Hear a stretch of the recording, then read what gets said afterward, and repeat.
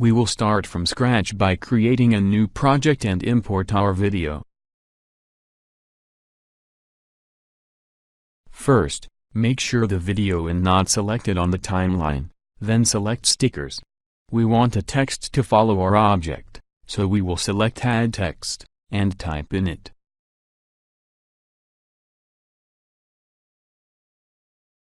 Relocate the text above the object you want to track in the video. Grab its edge to make it longer until it reaches the end of your tracked object.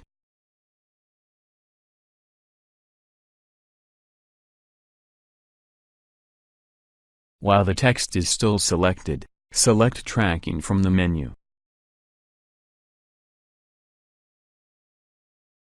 Move and resize the tracking circle so it will be on top of your target, then click Start Tracking.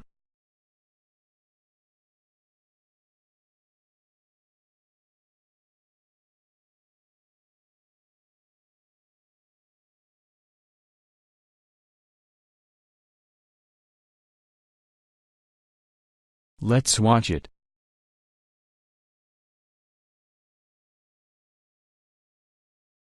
All done.